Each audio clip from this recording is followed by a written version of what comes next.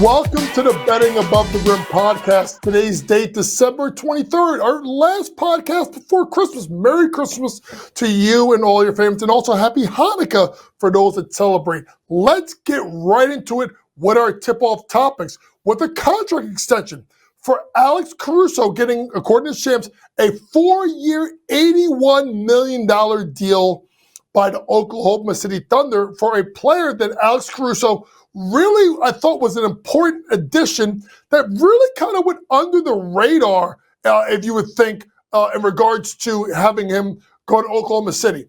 When this happened, and we got to the offseason, I kind of said to people, Oklahoma City needed two things. They needed another defender at the guard position, right? And they needed a big man. And they got both, and both Caruso and obviously Isaiah Hartenstein. But you look at Alex Caruso, you're going to say to yourself, like, wait a minute, this guy is giving you only 5.7 points per game, only 2.9 rebounds, and only 2.4 assists, and this guy is getting a contract extension? It's for what he does defensively. That is why Alex Caruso got this money. Because in a way, at 30 years old, he has driven this team defensively. Now, it's a big raise for him because, you know, he had a $9.9 million was his salary this year, so he's basically doubling his salary. But I think it's something that's well-deserved. If you look at the fact of Caruso with Lou Dort and with Keeson Wallace, you really have, and SGA as well, because I think he's underrated, 3 top-notch defensive players in that lineup. It's a good deal by Sam Presti. This is a team that their window is now, and Oklahoma City right now is the leading team to come out of the Western Conference, and Alex Caruso, being a new member of that team, is a major reason why.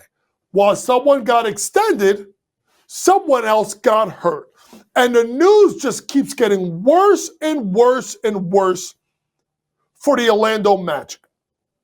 Mo Wagner, out for the year, what I really could tell right off the bat was a really nasty knee injury. Shams reporting it's a season-ending ACL injury for Mo Wagner.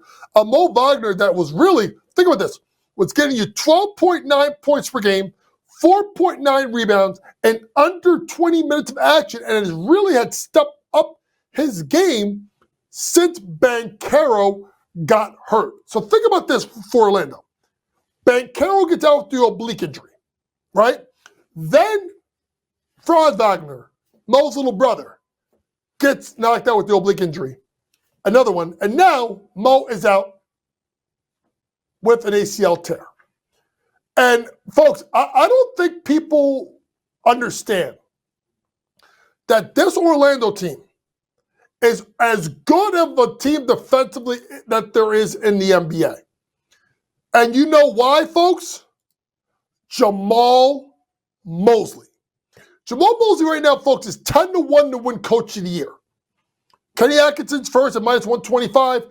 Taylor Jenkins, 5-1. Ime Udoka, 5-1. Very simple. Kenny Atkinson's had his whole team except for Isaac Okoro for the entire year. Taylor Jenkins, their team was a 2 seed 2 years ago when they were all healthy. Ime Udoka, I understand at 5-1. But Jamal Mosley has his team at 18-10. 18-12, I should say. First place in the division with all those injuries. Folks, you need to start looking at this guy for Coach of the Year. This team is 4th in the Eastern Conference. Jamal Mosley, take a look at it, 10-1 to be Coach of the Year. Let's move on and stick in the NBA with Julius Randle. I watched the Knicks game a couple of nights ago when Cat returned to Minnesota. And you saw Julius Randle kind of take over the game early. 6 or 7 shots, jawing with the Knicks bench, then went south. And his effort was waning. Then there's clips all over social media about Julius Randle and his performance against Golden State the next night out. Folks, I'm going to say this. Julius Randle did this several years ago. Remember the thumbs down year with the Knicks? He had a rough year. But you know what Julius Randle turned it around? When it was time to get a new contract. Julius is having a tough time in Minnesota. I don't think this is a good fit. I said it from the jump.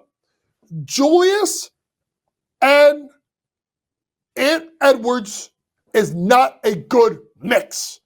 They both need ISO ball. It's not working. That doesn't make me question the player of Julius Randle. I think he's still fantastic. But Julius Randle's going to be in this area where he is one of the main scoring options, and he's got the ability to create and play one-on-one basketball. It's not a good fit. And you wonder, will Julius Randle get traded again? And here's what I'll say about this lastly. Folks, Cat got traded for money. No, simply put, he got traded for money. It was him or Rudy. They picked Cat, they picked wrong. Because they figured that they could still make this work. It's a bad fit in Minnesota. They're not playing well. Ant is frustrated, and we will see where they go from here. It's probably going to be Randle being moved because they're not moving Ant, and they can't move Rudy with the extension. Let's move to the college game where Auburn, what they did to Purdue over the weekend, they put them in jail. Okay? Bruce Pearl, call him the warden. Okay? Johnny Broom, that's the head guard.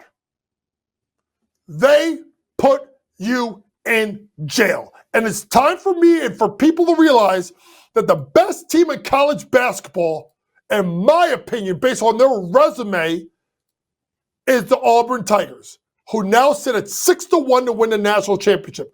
What a job by Bruce Pearl and the Auburn Tigers, the best team in college basketball. Speaking of college basketball and best team, there was a big matchup over the weekend where USC went on the road and beat UConn 72-70. Had them down by 17 points in the first half.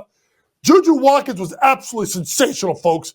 Best player on the floor. Listen, we know at times you're going to get a little bit of a struggle out of a player,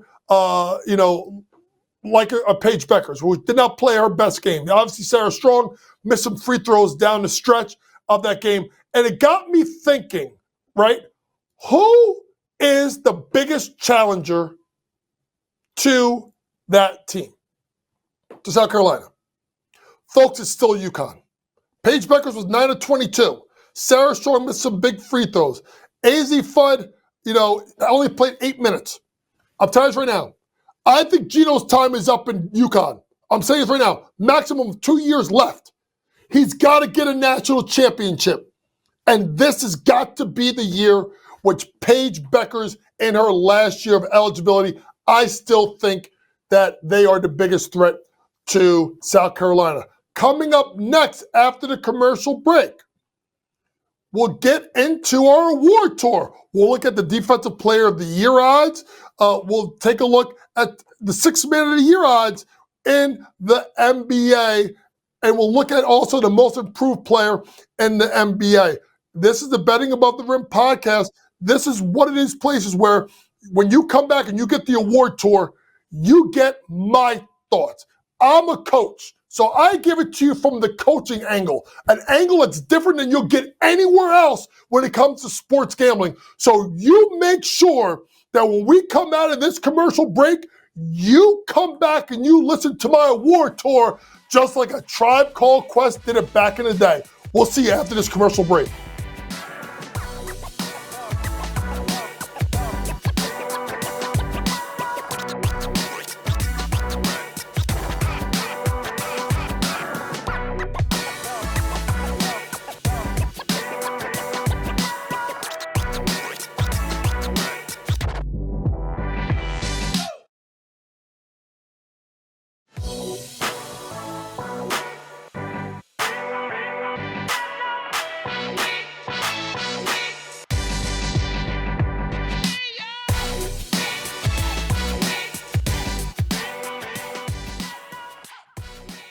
Welcome back to the Betting Above the Rim podcast. We went to the commercial break. I mentioned that we're going to do our award tour, and I mentioned a Tribe Called Quest. And now I realize the fact that Coach Young is about 48 years old. Some of you may not know what I'm talking about. Very simply put, really quick, Midnight Marauders, one of the best rap albums in the 90s.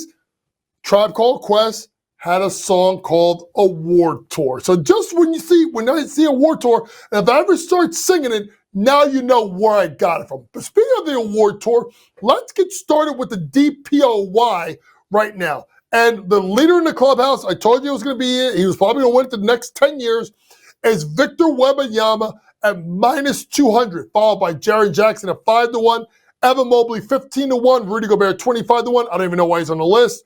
Jalen Suggs 35-1, love him, but he fouls too much. SGA 35-1, Lou Dort 40-1 with Bam, Giannis, Draymond, and we'll talk about someone that's off of that list that I think is a value play. But simply put, I mean, you should have Rudy Gobert as minus 200 to win DPOY because of the ability to completely guard everything and anything that you want to run offensively. You want him to guard someone on a pick and roll and on a switch? Got it. In the post? Got it. Rebound the ball? Got it. Block shots? Got it. For a guy that's getting you 10 rebounds a game, 3.8 blocks, and 1 steal a night. So, yes, it makes complete and total sense why Wemby is the leader at minus 200. But if there's a sleeper, it's OG Anunoby at 100-1. You're like, okay, here we go. Here we go. Coach Young in his next talk. Go watch him play defense. And go watch whether it's 1, 2, 3, or 4. Sometimes a 5. Joel Embiid last year in the playoffs at times. OG Anunoby may be one of the most versatile defenders in the NBA. And at 100-1, it is a bargain because the Knicks defense is going to tighten up, especially when they get Mitchell Robinson back. Their defensive metrics will get better. You start looking at some of these guys, SGA, I just told you, Alex Caruso and Keyshawn Wallace are better defenders. So Lou Dort should be ahead of SGA. Bam, I ain't taking it. Giannis, he don't want to guard the best player on the other team. Draymond, don't even get me started. Evan Mobley, maybe. Rudy Gobert, oh God, no. Jalen Suggs, love him, really good defense, fouls too much. Jaren Jackson Jr., guy can't even get 8 rebounds a game. There's a play here for, I'm telling you folks, take a look at it. 100-1, OG Anunoby to win DPOY. Next up, let's head to the Sixth Man of the Year award, where Peyton Pritchard is running away with this at minus 280. Followed by DeAndre Hunter at plus 430, Sandy Aldama at 20-1, Ahmed Thompson 30-1, and you see the rest. Buddy Hield got off to a great start down to 35-1.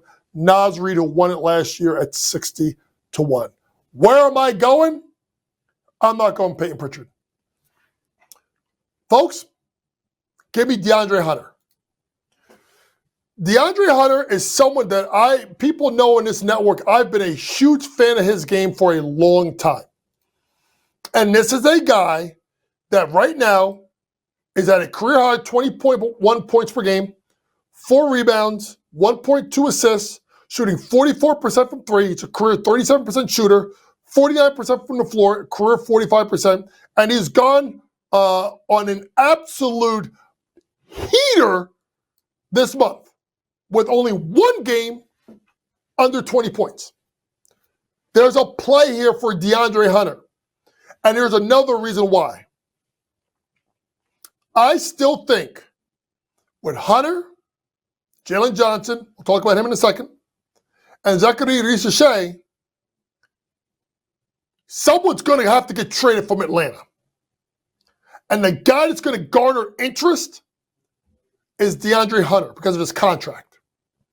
If DeAndre Hunter goes to another team and he's the 6th man, and he continues to put up these stats, and that team wins, you got to look at DeAndre Hunter, plus 430 to win 6th Man of the Year odds or award. Let's end the award tour by talking about most improved. Tyler Hero, plus 340. Jalen Williams, plus 370, along with Jalen Johnson. 7.5-1 to Dyson Daniels. Norman Powell, 9.5-1. Cade, 10-1. RJ, 25-1. Evan Mobley, 30-1. LaMelo, 35-1. I mean, gee whiz, what are we doing here? I mean, are you serious? We can't give it to LaMelo. But I think someone in Atlanta's going to win it. Because what Jalen Johnson has done at 19.1 points per game and shooting the ball extremely well and averaging 19.1 and 10.1 is phenomenal. And Dyson Daniels at 13 points a game and becoming one of the best defenders in the league, a team that could not stop a nosebleed last year. What a job by Dyson Daniels. Jalen Johnson, Dyson Daniels. I would be looking at those two guys maybe to win most improved. What a job Dyson Daniels has done. And like I said, Jalen Johnson as well. But I'm going to give you another sneaky pick. Here we go, Knicks fandom. Folks, look at what RJ Barrett's doing in Toronto. Just take a look. I know they're not winning. Quickly has been out for a while. They play tonight, Monday night, against the Knicks. And RJ Barrett has been really, really, really good, scoring at 23.5 points per game, which would be a career high, 6.8 rebounds per game, which is a career high, and 6.1 assists, which would be a career high. And obviously, he's not shooting the ball great, but he's doing a great job. Coming up next, we'll end our podcast previewing the Christmas games. It's my scouting report, the coach's take on the scouting report. 5 games in the NBA, and guess what? We're going to preview all 5 of them, leading off with Spurs versus Knicks. This is the Betting Above the Rim podcast. We'll be back after the commercial break as I break down the Christmas slate. Stay tuned. Come back after the commercial.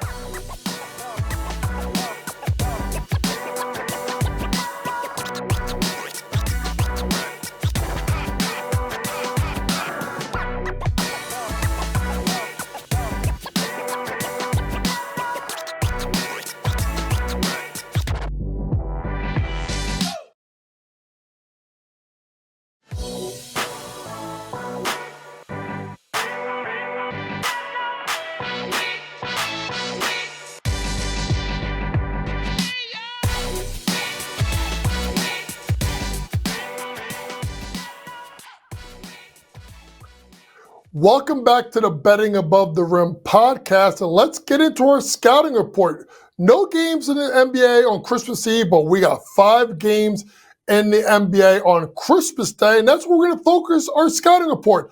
Leading off with Victor Wembanyama heading to Gotham to take on Jalen Brunson and the New York Knicks. Lines are out right now, with the Knicks giving 9 points, with a total of about 225.5. And when you take a look at this game with a team like the San Antonio Spurs, who have covered 2 of the last 4 games, but if you look at the games that they've covered, Portland and Atlanta, but when they have played teams that have been better, and remember, they have not been on the road much as of late, looking at their schedule, only 2 of their last 8 games have been on the road. I do like the Knicks minus a point in this matchup. This is a New York Knicks team that, yes, they're starting to, let's see, about fine consistency.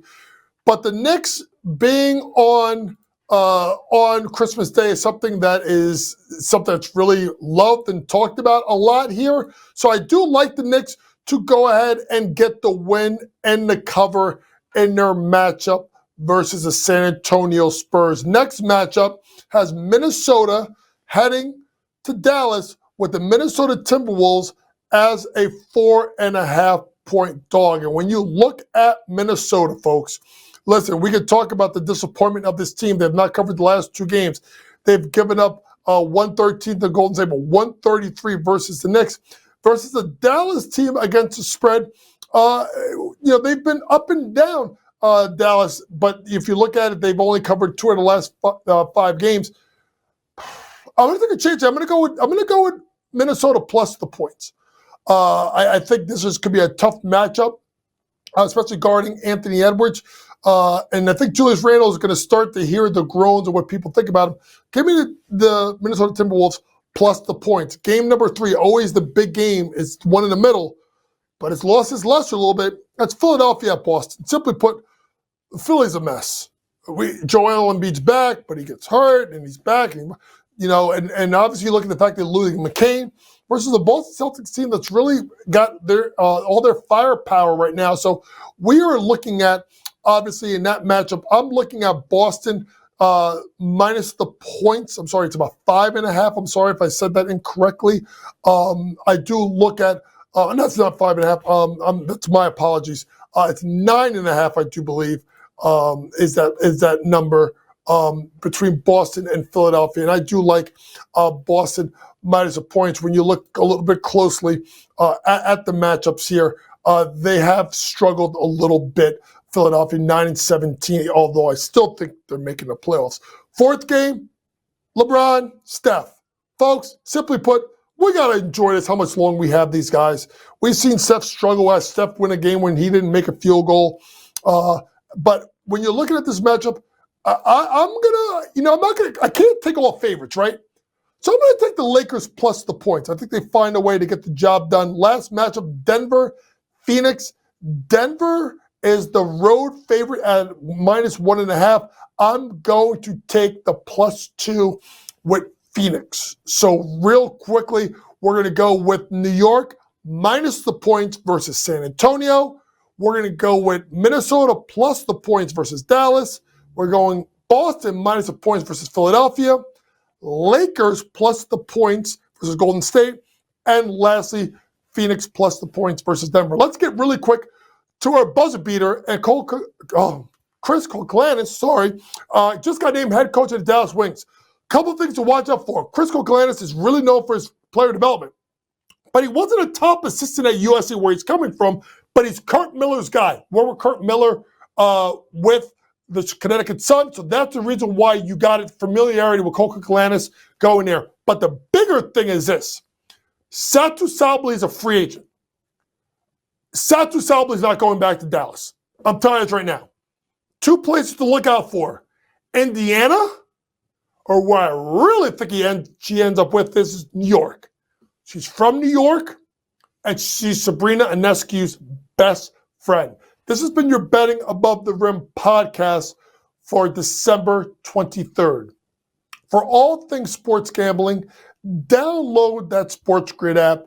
Pre-game, in-game, post-game, props, predictions, and more from the very best in the sports gambling industry. From myself, my producer, Matty George, Vinny does a great job with the graphics.